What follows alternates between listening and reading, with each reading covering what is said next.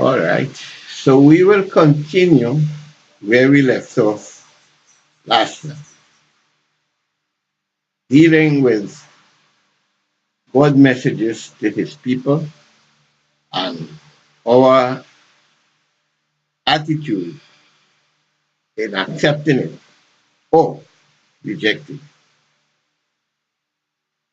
So at this time, there's only two types of people in the world today. That is the obedient and the disobedient. We have a choice to make, and the choice that we will make will decide our destiny. So before we continue with this study, let us pray again and ask God for clearer enlightenment and also to be sanctified by the truth that we have learned. With grateful hearts, we come before thee, dear Lord, thanking thee for this great privilege. And we could study your word, and we may have guidance that we will know if we are going up or down. We ask for clearer understanding from your word so that we will be guided aright, that we will do your will. This we pray in Jesus' name. Amen. Now I'll quote from Malachi chapter 4. This is what it says. Remember ye the law of Moses, my servant, which I commanded unto him in Horeb for all Israel, with the statutes and judgments. This is in Malachi chapter 4, verse 4.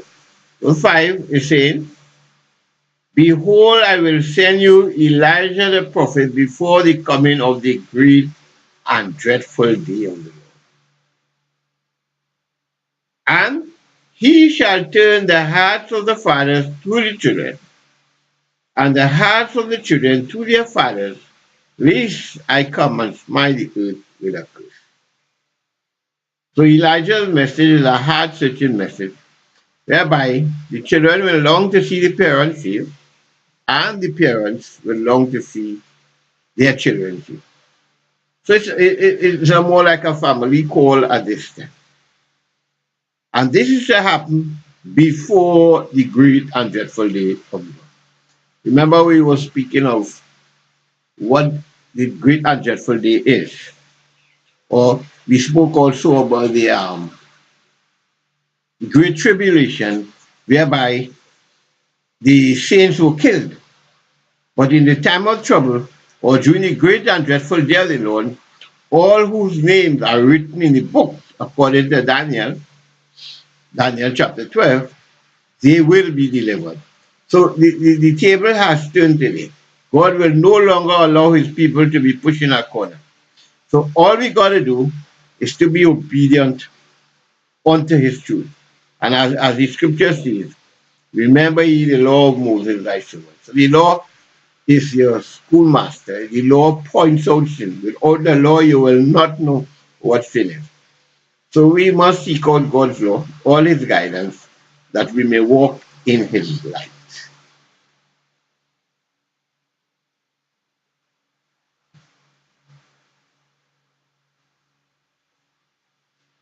So we see that the more we consider the subject, the more obvious becomes the truth that the third angel message in its final phase is the judgment for the living, the harvest.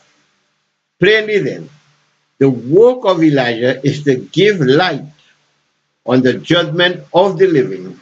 Hence, those who are to prepare the way for the second coming of Christ are represented by faithful Elijah, as John came in the spirit and power.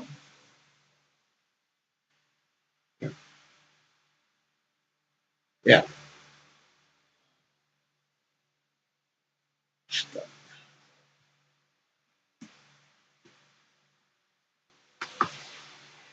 Okay, sorry about that. My page jumped. Okay. So what I was saying, Those who are to prepare the way for the second coming of Christ are represented by faithful Elijah. As John came in the spirit of Elijah to prepare the way for Christ's first advent. That's volume 3 of the Testimonies, page 62. Very obviously, the Laodicean cannot possibly prepare the way for Christ's second advent without the message of the judgment of the living, the last. And besides, they themselves declare the Lord are on the verge of being spewed out. Necessarily then, the Laodiceans themselves are, if possible, to be awakened by the prophet Elijah.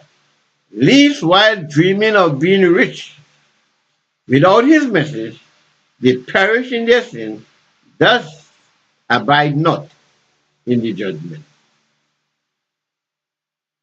Here is Sister White's own prophecy of the work during the Great and Dreadful Day of the Lord, which when she wrote was yet future.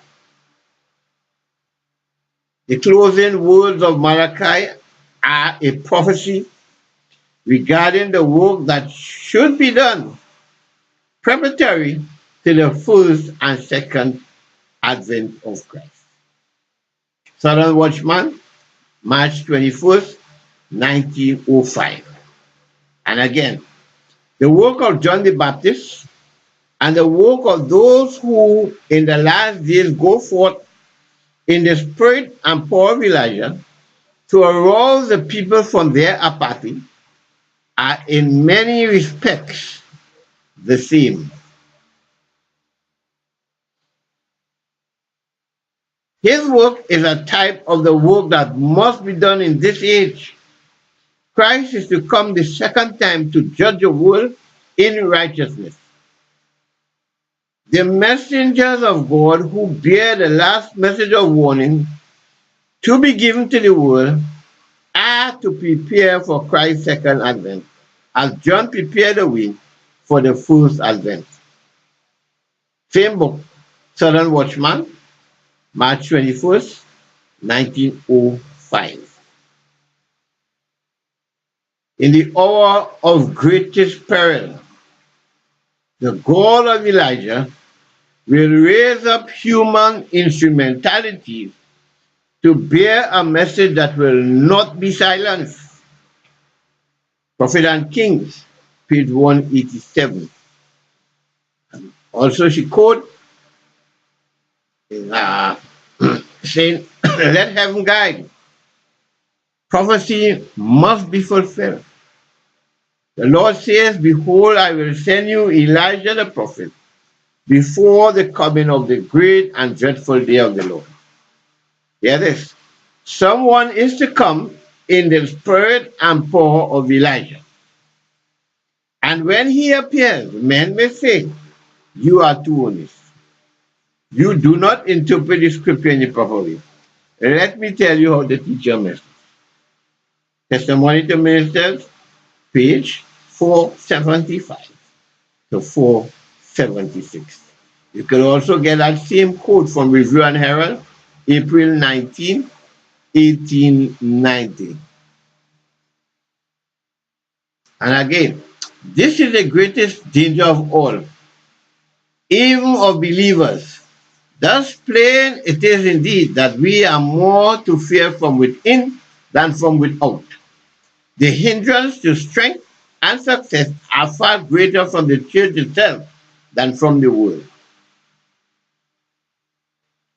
To say the least, those who are within should know better than to tempt themselves to steady the ark, as God's people had appointed them to take his place and to direct his prophets, coveting not only the prophetic office, but God's authority as well.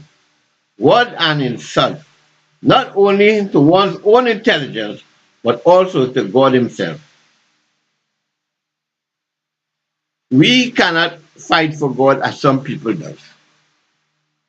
They have wars in the name of God these days. People killing one another in the name of God. God can fight his own battles. It is not left with any one of us to rise up against the next one because of a difference of opinion, or put one out of the church because you do not agree with the stance that they take. That is not our work. God is able to steadily act for himself, and he has always sent a message of reproof, and the people have always rise up against it. So we have to check our status today to see the fight that we are fighting, if it is on God's side or if we are working for Satan. God never asks us to fight this battle.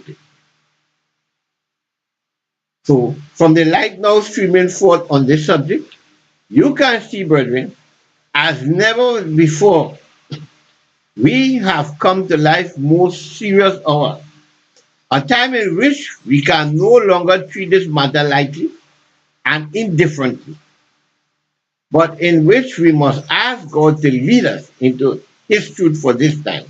Lest we will blindly, without inspiration, walk to our doom. And the more earnestly still should this solemnity be laid to heart as one views these next weighty words to the church. What is this here? In the last solemn work, few great men will be engaged. Why? They are self-sufficient, independent of God, and he cannot use them. The Lord has faithful servants who in his shaking, testing time will be disclosed to you. That is Testimony, Volume 5, page 80. The message from heaven are of a character to arouse opposition. The faithful witness, sorry, the faithful witnesses for Christ and the truth will reprove sin. Their words will be like a hammer to break the flinty heart,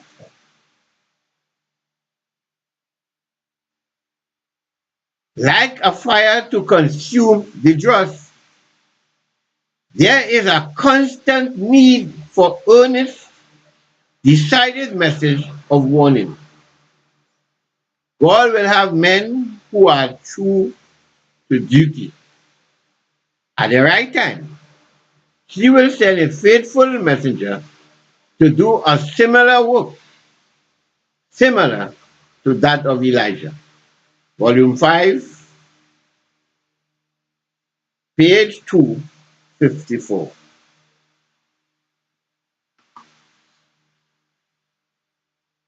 Now, here's this important point. Only those who have withstood and overcome temptation in the strength of the mighty one will be permitted to act a part in proclaiming it. That is the third angel message when it has swelled into our Lord Christ. What does it say? Only those who have overcome.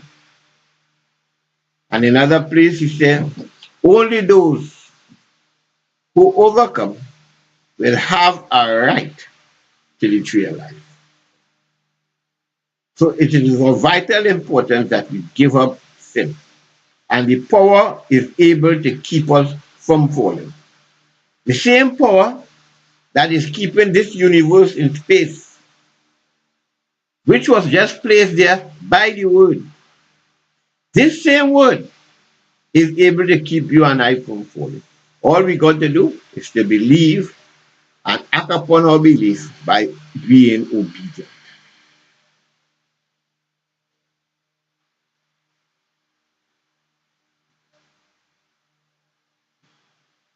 Brethren, what these slides bring to you is not a theory, not someone idle tale, but it is of inspiration itself. It can only therefore be true. Consequently, your giving heed to it should make you exceedingly happy. If there is, however, any doubt, then I ask you please to produce your cause. So, what else must these prophecy and parables mean? Do not brush them off by saying, or should, or by pinning on them some other uncomplimentary label. For the longer you do this, brethren, the more you will torment yourself.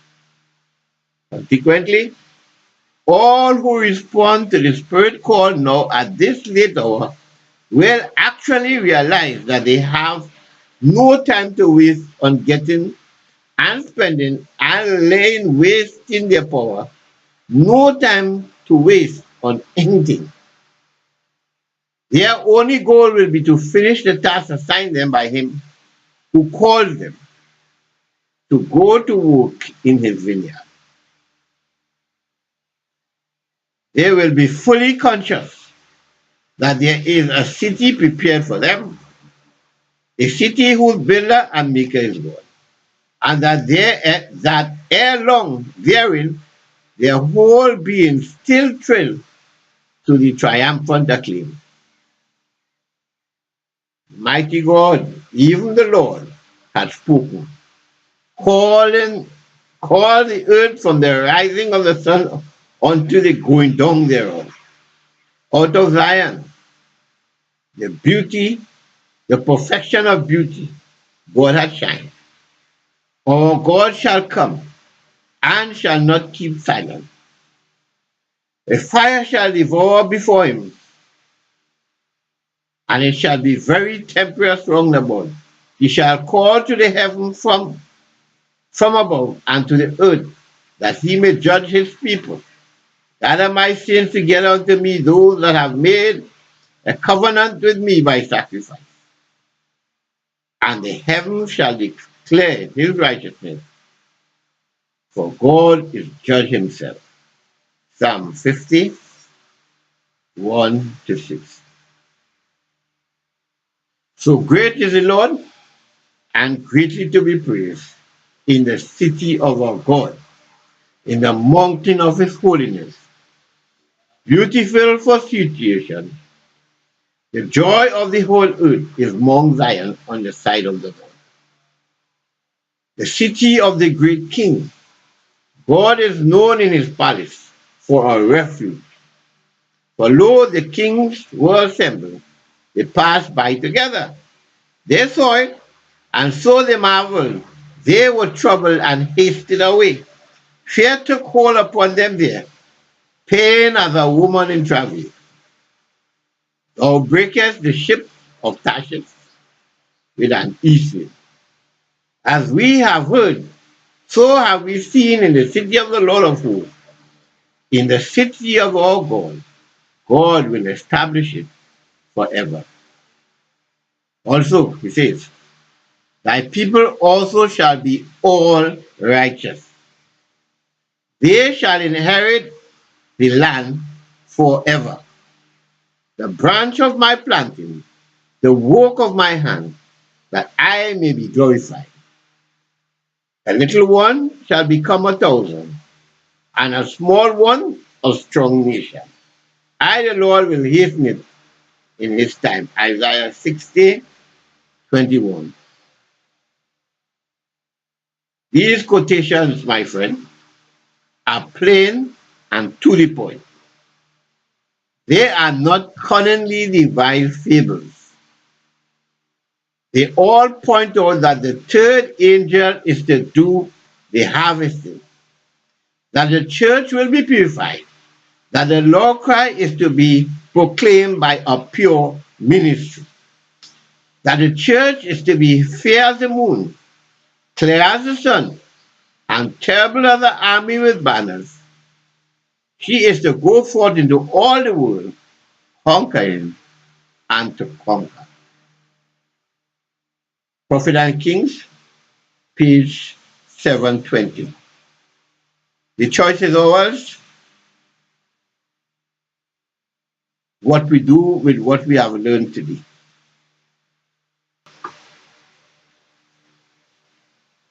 So we continue. At the beginning of the sounding of the seventh trumpet, the mystery of God is to be finished. What about the statement, there shall be time no longer? The answer is found in Revelation 10:6, which in actuality proves that there shall be time no longer for the mystery of God to finish. So the mystery of God, as we understand, will be the plan of salvation. So we have reached down to the end. So when the seventh trumpet sounds, we know that the mystery of God is finished. So at this moment we are in the period of the sixth trumpet, whereby everything is coming down to a close. But again, we are not really dealing with the trumpets per se. Basically, as I said before, I am highlighting God's method of revealing truth and the people's way of accepting or rejecting. Right. That the sorry, yeah. That the remaining days of the sixth trumpet, the time to the sounding of the seventh trumpet, is a time for the mystery of God, the gospel of Christ, to be finished. In fact, the very first announcement of the seventh angel is that the kingdom of this world are become the kingdom of our Lord, that the gospel is finished.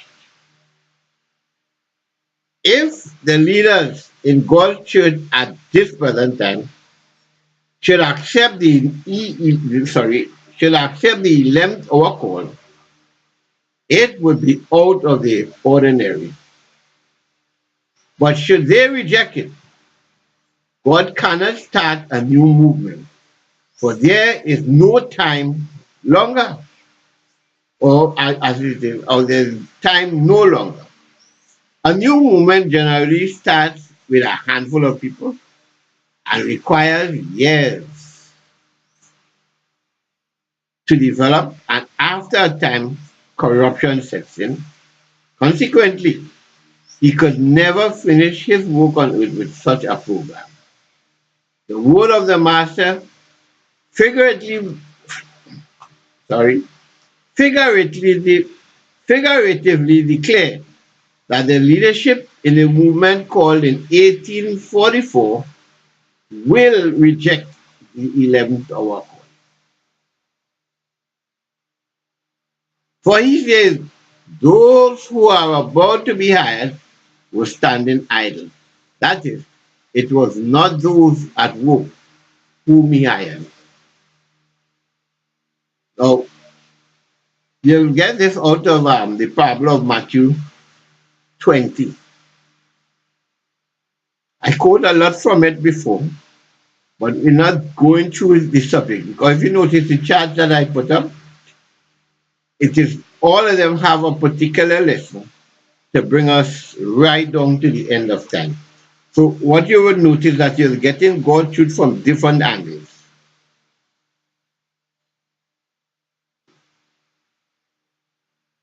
Now we are in the last phase of the Reformation.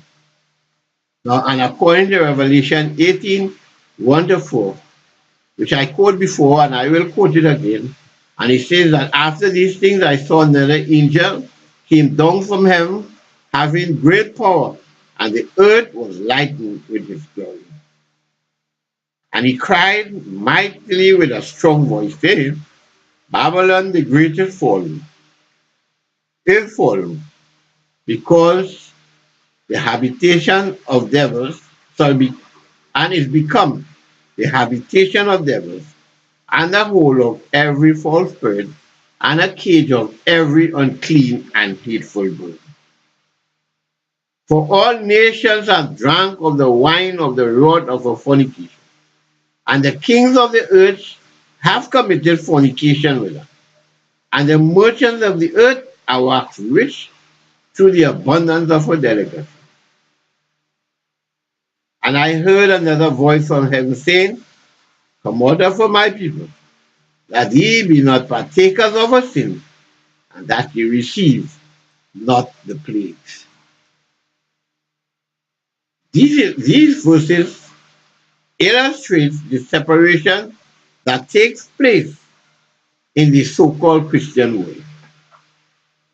But mark that the angel proclaimed the fall of Babylon in the time of the angel's loud cry, in the time that the earth is lightened with the glory of the angel. Then it is that God's people are actually called to come out of Babylon.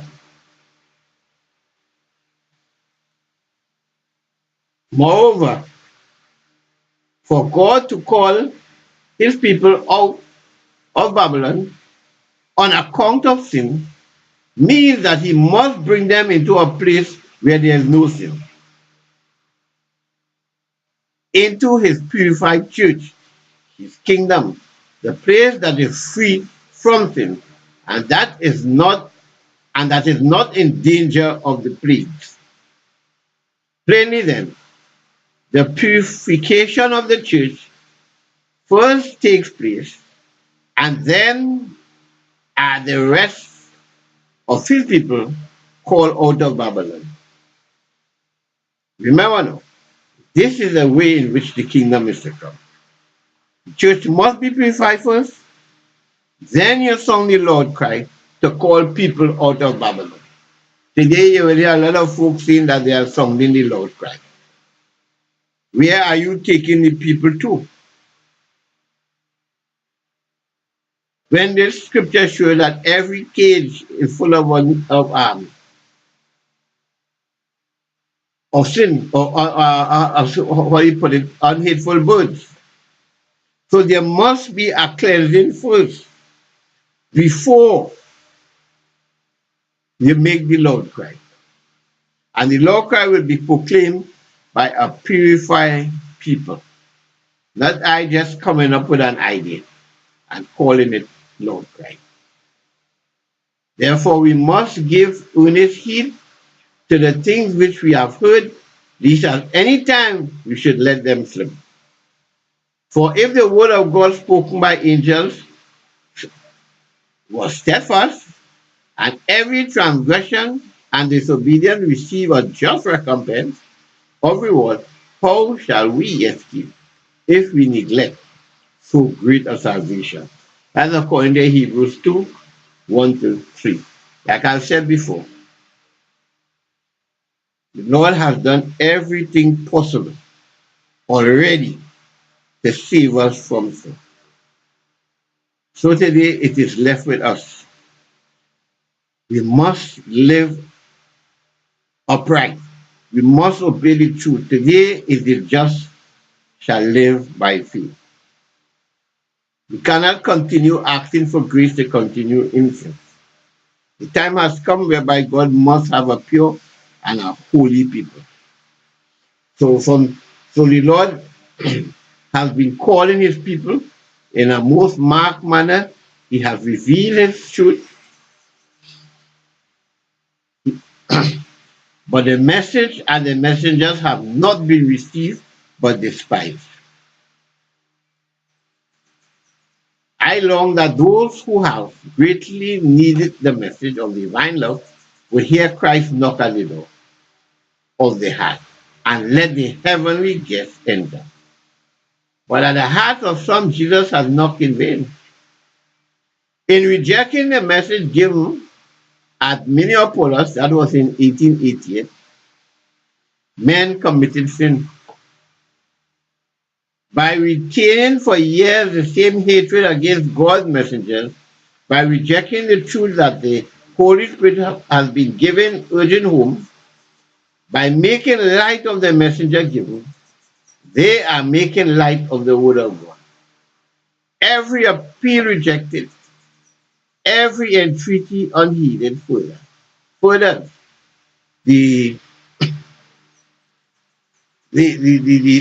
further you're on into rejecting any other further light that comes in. You remember the message of 1888, which was rejected by the leadership. 40 years later, the message came again, and the same leadership rejected the message. And the whole organization has followed the leadership in rejecting the word of God. So the prophecy in the 18th chapter of Revelation will soon be fulfilled. During the proclamation of the third angel message, another angel is to come down from heaven having great power, and the earth is to be lightened with its glory. The Spirit of the Lord will so graciously bless consecrated human instrumentalities that men, women, and children will open their lips in praise and thanksgiving, filling the earth with the knowledge of God and with his unsurpassed glory as the water covers the sea. So it doesn't matter what some will do. There will be, as Ellen says, a little company that will be standing in the light. And through their steadfastness, the earth will be lightened with its glory.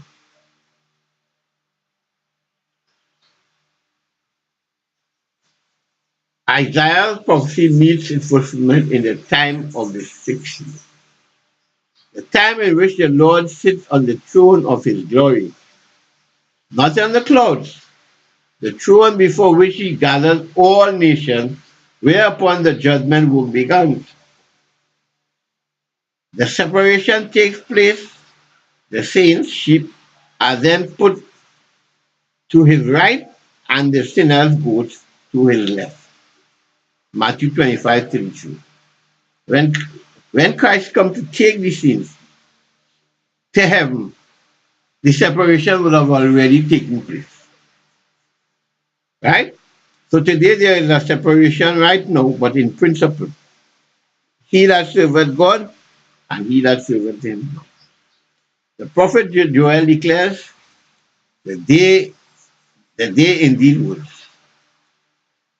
put in the sickle, for the harvest is ripe.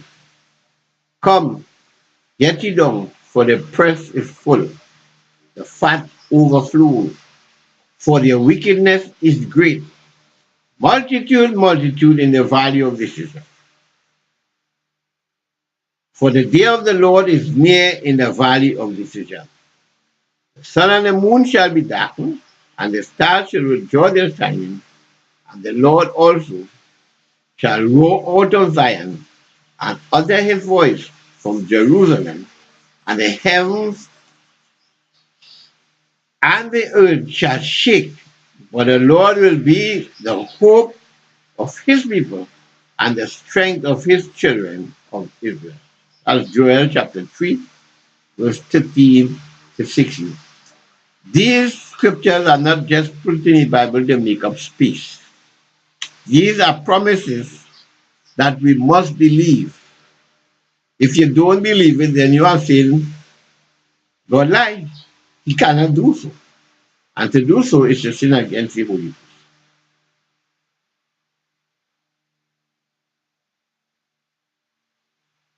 It is in the time in which he shall say, the sinners in Zion are afraid. Fearfulness has surprised the hypocrites. Who among us shall dwell with the devouring fire? Who among us shall dwell with everlasting burning? The answer is given. He that walketh uprightly and speaketh uprightly. He that shaketh his hand from holding of bribe, that stoppeth his ear from hearing of blood, and shutteth his eyes from the seeing.